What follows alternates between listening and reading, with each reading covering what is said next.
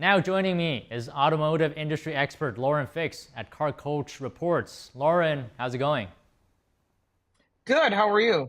I'm doing well. So it looks like former President Trump announced new tax incentives aimed at revitalizing auto manufacturing. And of course, this is a presidential campaign promise, and that includes credits for research and development as well, expanded claims of equipment costs for small businesses, as well as consumer tax deductions for car loan interest. So Lauren, will increased tariffs on imported vehicles significantly boost domestic auto production, in your opinion? Well, I do like the free market to reign, but when you've got China coming in and purposely controlling the marketplace, and we foolishly shipped a lot of jobs and a lot of sub companies over there for components, that's what's really costing us.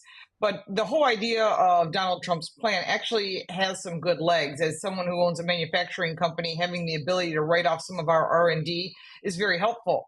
And this administration has stopped that, and that makes it difficult for people to come up with new batteries, solid state batteries for electric cars, new technologies. A lot of that gets shipped overseas because we no longer have the ability to write that off. But also giving consumers the opportunity to write off their interest is very big, because what that'll do is increase sales for the auto industry. Right now, the auto industry is struggling badly. Stellantis is in really huge trouble with their CEO. Nissan is in trouble as well. And pretty much every brand is having a lot of challenges, especially with this electric vehicle mandate. Now, if the mandate gets set aside like Donald Trump would like to do, I think what you're going to see is a huge increase in sales, because consumers will then be able to purchase what they want, but then offering them to be able to write off their interest on their taxes, that would help them a lot. It'll help the local economies as well, because dealers will be selling more cars, and that helps everyone up and down the supply chain. But let me ask you this, Trump's proposal of tariffs on imported automobiles, have they helped or harmed the U.S. auto industry if we look back into history? Well, it depends on how it's done, and Donald Trump did it correctly. And what's interesting is this current administration, President Biden said that he was going to leave the tariffs in place. So he liked the money coming in from China, but then he doubled it and made it 200%. So that's where it's supposed to be going to. As they increase these tariffs under the current administration, we have to look at the impact. Is it impacting or helping or not? And that requires someone to look into history and to look to see how it's helping or hurting. We were in the process of making chips here in the US, with Chimney Rock being hit with the storm. We're losing a huge quartz plant. We've got a fire in Wyoming where there's lithium plants. We have a lithium plant in North Carolina. It's going to definitely push back the chip manufacturing here, which would definitely help us versus bringing everything in from other countries. But at this point, I think we might run into another chip shortage, which is not good. Would these tariffs increase costs for consumers? No, it shouldn't, because what will happen is, as long as car manufacturers start to realize this in advance, and they've been given a heads up, if President Trump wins, then they'll have plenty of heads up to be looking for new suppliers here in the US or in other countries.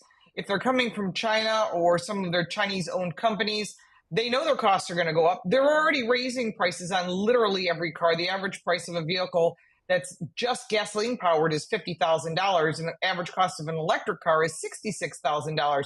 So they're making it so far out of reach for the average consumer, especially with interest rates being what they are. They have not dropped to the point that made it easier for consumers, with everything costing more money. We are in a tough situation as a consumer. The auto industry is hurting all the way around. We're seeing a lot of job layoffs, and it's just not good. And the only way to save this is to use the tariffs to go back into the economy. And I think that will be a huge factor in allowing consumers to not have taxes on tips, bringing back the SALT deduction. All these kind of things will definitely help the economy. All right, let me talk to you about tax incentives. In your opinion, do they, for manufacturers and consumers, really result in long-term job creation? Well, they can, because if there's more cash available, whether it be from a manufacturer or a car company or a local dealer, the more money that they have in their pocket, the more willing, more people are going to spend money, and the more willing manufacturers and brands and companies will be to hire more people. Still, when things are tight, you let people go. You let go that person who did an okay job, but they probably did a good job. because you need to keep your best employees to keep your company afloat. When things are more free flowing and you have more cash available to you, you're going to hire more people, you're going to do more research and development, and you'll be able to increase your sales. And do you think allowing consumers to deduct car loan interest will that substantially increase car sales, or is this just more of a short-term fix that maybe perhaps overlooks deeper economic issues? Well, I know a lot of people don't maybe look at it in the same way I do.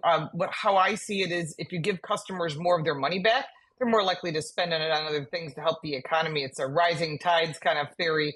But overall, if you look at things like the Laffer curve and a lot of other economics, experts are going to tell you that giving people back their money means that they'll spend more money. And that's good for not just the economy, it allows them to buy more cars, allows them to buy more accessories, more repairs and maintenance for the things that they have. All of that adds up for everyone. So giving people back their money, that's the best way to do it. Okay, one more thing here. Can you talk about the dynamics between Trump promising to boost domestic oil production and the car industry's current shift toward electric vehicles? Well, the car industry was shifting toward electric vehicles because of a government mandate. No government mandate has ever been a good thing. But when you take the opportunity to shift back to fracking, drilling more here, keeping our oil and gas here for us to use, this is actually a good thing. All of these, you're starting to see the transition of car manufacturers realizing if we want to stay in business, we better start producing what customers want. And back to what I originally said about Stellantis, at first they said every car they build will be either hybrid, electric, or gas. Well, now they've doubled down the other direction because of government pressure to all electrics. And what's happening? They've got layoffs. They're shuffling their executive management. People are being let go. All of this is adding up in a negative way for companies like Stellantis and Nissan. What you want to be able to do is offer what customers want. They want hybrids, they want plug-in hybrids, they want electric, and they want gas. They want to be able to choose what works for them and for their lifestyle, not being told this is what you must have. Every time that happens, it never works out well for the brands and it never works out well for the consumers. All right, Lauren, thank you very much for your time today. Thank you.